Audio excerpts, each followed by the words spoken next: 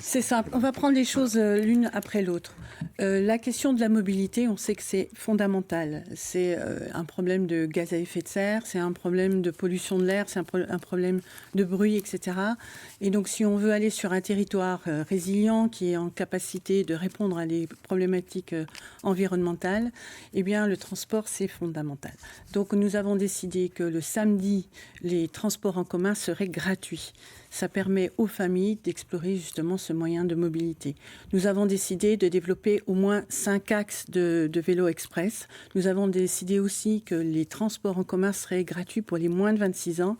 Nous avons décidé aussi, oui. On va s'arrêter sur les transports justement pour demander aux uns et aux autres, est-ce que vous êtes pour ou contre la gratuité ?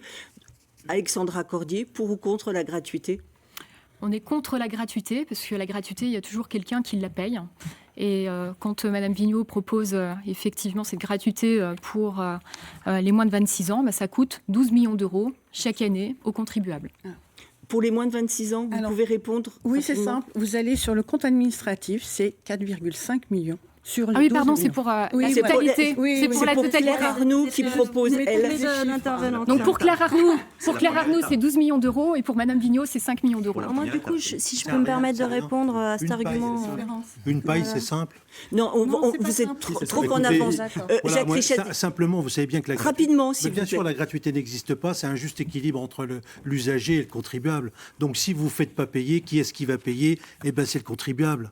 Voilà, et en termes d'investissement, si on n'a pas les 25% que coûte... dire ça. Mais si, je suis désolé, quand vous supprimez vous supprimerez la part payante qui correspond entre 20 et 25%, c'est ça que vous ne mettez pas dans les investissements. Alors, Ludovic Fagot, pour ou contre la gratuité ?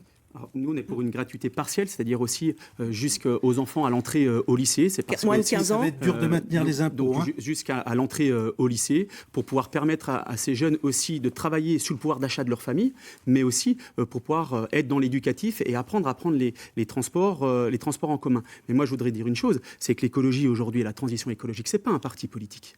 Ça n'appartient pas à on était sur les transports. Non, mais parce que vous avez lancé sur la transition écologique au départ, et Mme Vigneault est venue vraiment sur cette démarche-là, et personne n'a le monopole. On a tous notre responsabilité par rapport à cela.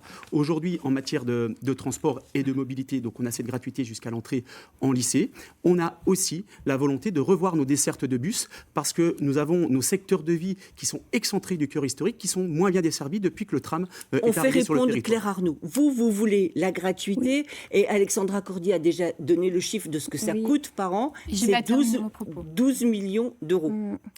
Oui, alors moi déjà, pourquoi la gratuité ? Je vais commencer par contredire ce qui est une idée reçue. Quand vous dites la gratuité, il y a toujours quelqu'un qui paye. Mais monsieur et madame, c'est le cas de tous les droits. Quand vos enfants vont à l'école publique, gratuite et laïque, c'est de la prise en charge collective. Quand l'hôpital est gratuit, c'est de la prise en charge collective. Et donc, avec la gratuité, il s'agit d'ouvrir un nouveau droit, le droit à la mobilité. Et 12 millions d'euros, ça se trouve dans le budget, notamment en revoyant dès 2024 la délégation de services publics. Ça se voit aussi par des capacités d'autofinancement. Donc, c'est des choses qui sont tout à fait faisables. Et par contre, là où la gratuité ne fait pas une politique de transport en général, c'est que si on veut mettre en place cette gratuité, il faut aussi qu'on ait un réseau de transport en commun qui soit développé. Donc ça aussi, on le prévoit.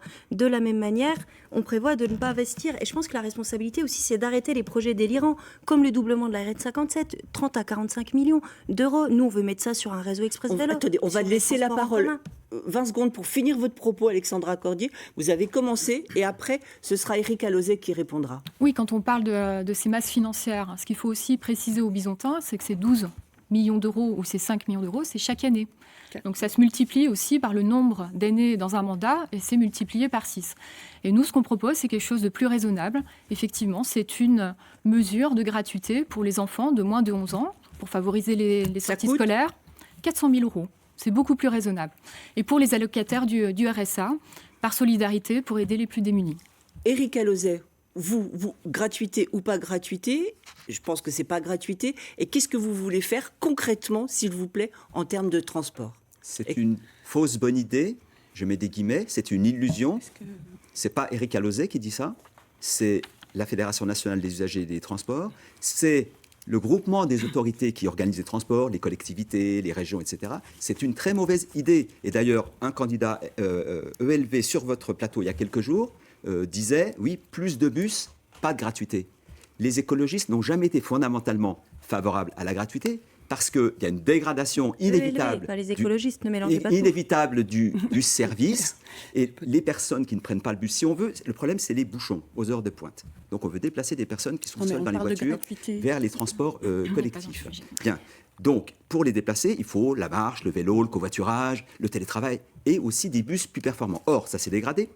Il faut améliorer le service de bus. C'est quand on fait la gratuité. Si vous habitez dans un quartier où il n'y a pas beaucoup de bus ou pas de bus du tout, c'est pas parce qu'on vous fait gratuit que vous prendrez le bus.